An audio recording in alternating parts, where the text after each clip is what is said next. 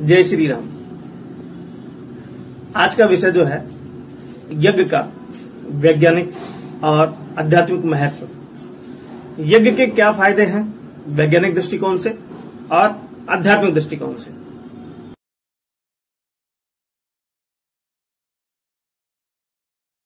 जय श्री राम, राधे राधे, नमस्कार, प्रणाम, सत श्री अकाल। गुरुजी ज्योतिष विचार यूट्यूब चैनल में आप सभी का स्वागत है।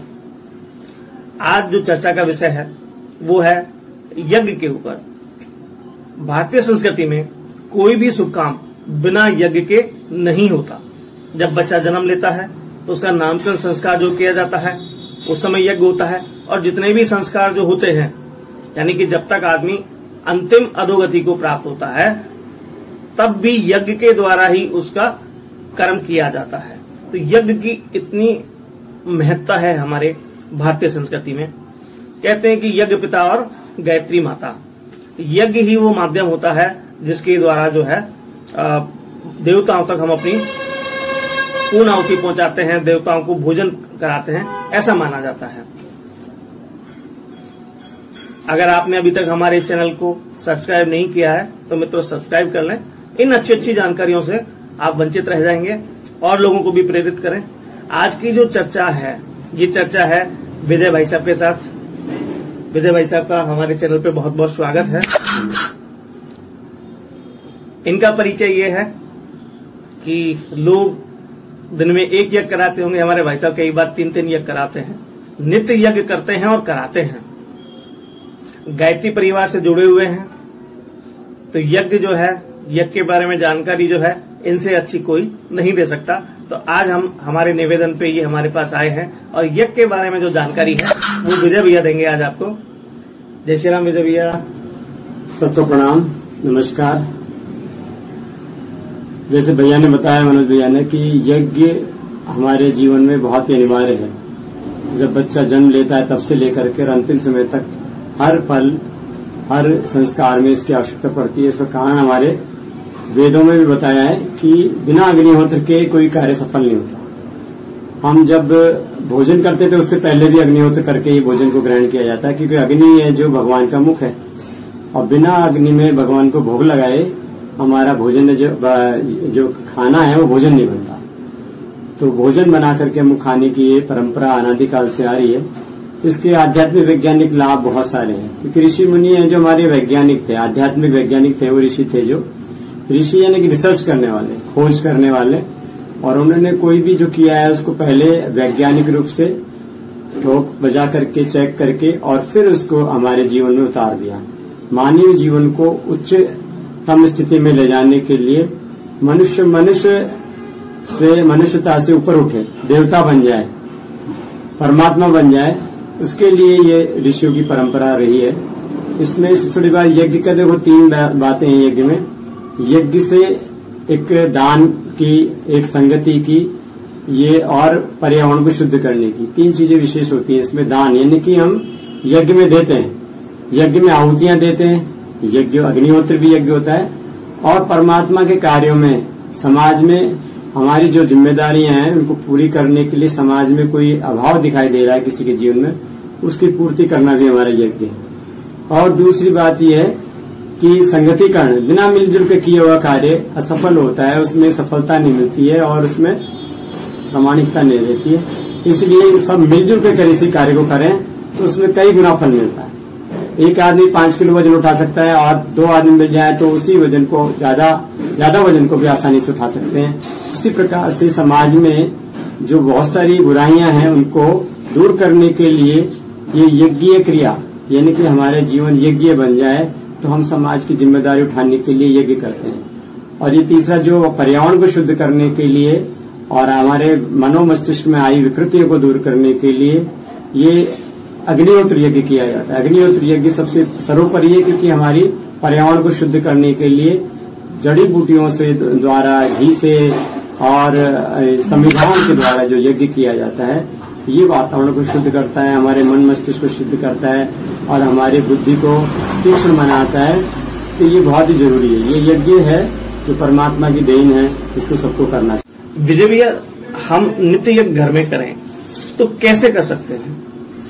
देखो, यज्ञ करने के तरीके बहुत हैं। महाराज जनक ने यज्ञोल्लख ऋषि से प्रश्न किया था ये कि यज्ञ क्यों करें और क्या रोज करना चाहिए, तो उन्होंने कहा रोज करना चाहिए, अग्निहोत्र यज्ञ रोज करना चाहिए।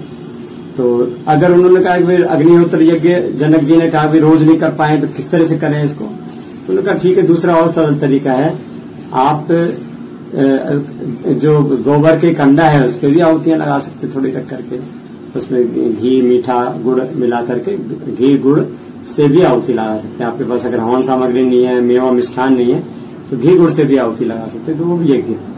तो उन्होंने कहा ये भी अगर संभव नहीं है हमारे पास तो क्या करें, तो उन्होंने कहा अगर जल में खड़े हो जाएं, जल में खड़े होकर जल से ही आहुति लगा दें तो हमारा ये भी यज्ञ हो जाएगा। ये भी यज्ञ क्रिया है, क्योंकि हमारा भाव प्रधान यज्ञ होता है, मन से किया हुआ यज्ञ ही यज्ञ माना जाता है।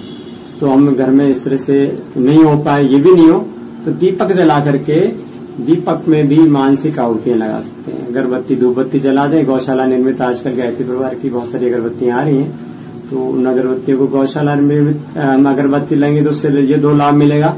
एक तो जो गायें हैं जो दूध नहीं देती उनका जो गोबर से निर्मित धूप बत्तियां हैं वो काम में आएंगी। दूसरा, वहां जो कर्मचारी काम करें उनको रोजगार मिलेगा। तीसरा, गौशाला को आप आर्थिक सहयोग भी कर पाएंगे। इस प्रकार से वो गौ में धूप बत्ती का प्रयोग करें और उससे दीपक जला करके इस प्रकार से 5, 11, 24 जो भी गायत्री मंत्र की आहुति लगाएं कराएं, 5 महामृत्युंजय मंत्र की आहुति लगा दें। इस प्रकार से बहुत सरल तरीके से आप यज्ञ कर सकते हैं।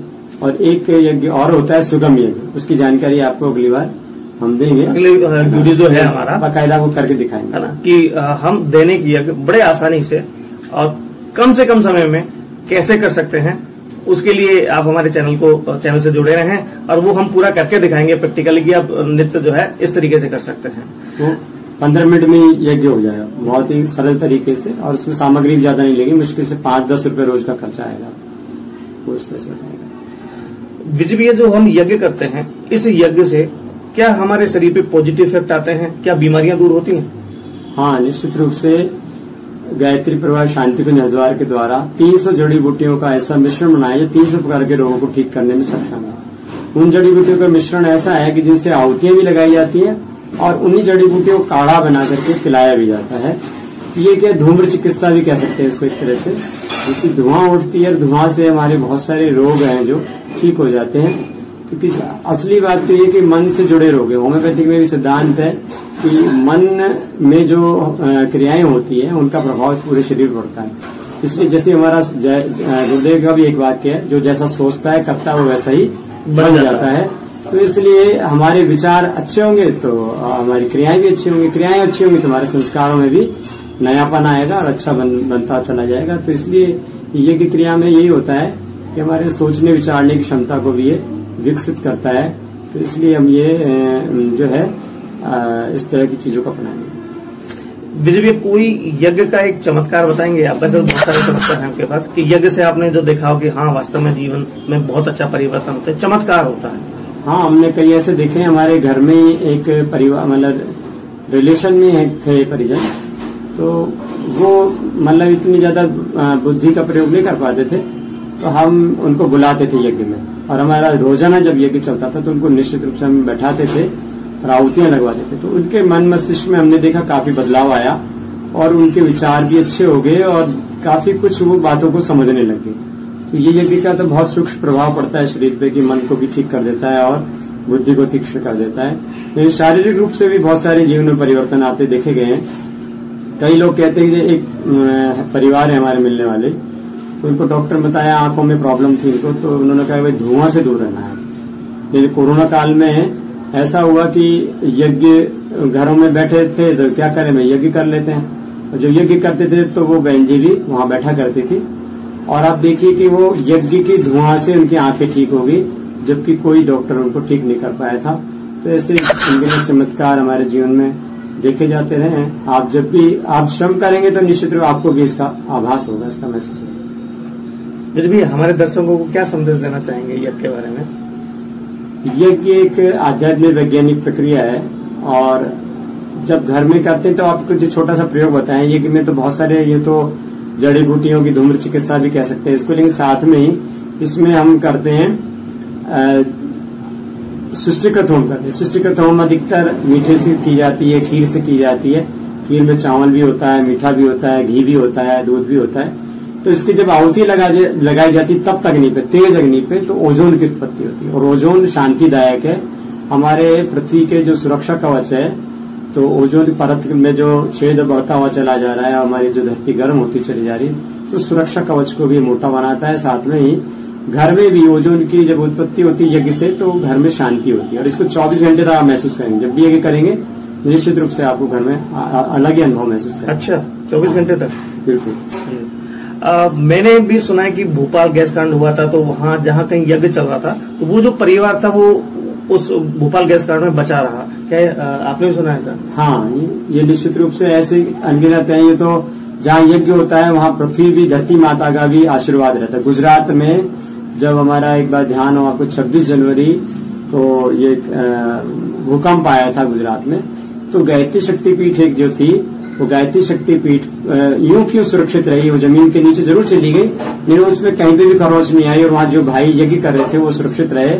और यज्ञ तो ऐसे भगवान है, निश्चित रूप से सबको आशीर्वाद भी देते हैं और उनका एक सुरक्षा कवच हमारे चारों तरफ बना रहता है। तो ये एक चमत्कारिक हमारे लिए आपको ये महसूस करना होगा। आप जब भी करेंगे तो आपको खुद को महसूस होगा। विजय भैया, यज्ञ में जो सबसे बड़ी भूमिका जो होती है वो हवन सामग्री की होती है।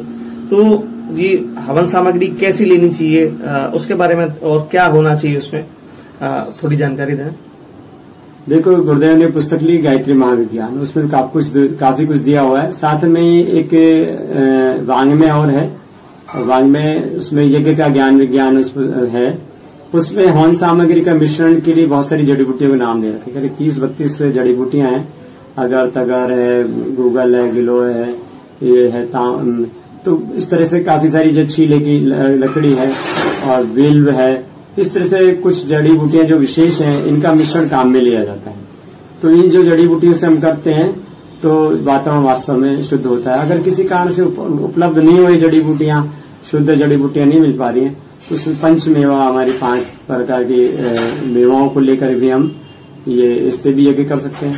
और अगर वो भी नहीं हो तो घी और गुड़ मिला करके आहुतियां आप लगा सकते हैं, तो उसका भी बहुत प्रभाव पड़ता है।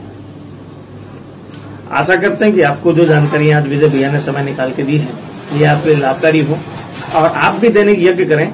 दैनिक यज्ञ कितनी आसानी से कैसे कर सकते हैं, इसके लिए हमारा अगले वीडियो को अवश्य देखें और आप सभी का जीवन जो है आनंदमय हो। भगवान जो है, माँ गायत्री जो है, यज्ञ भगवान जो है आप पे कृपा करें। इसी प्रार्थना और निवेदन के साथ आप सभी का कल्याण हो। जय श्री राम। जय श्री राम।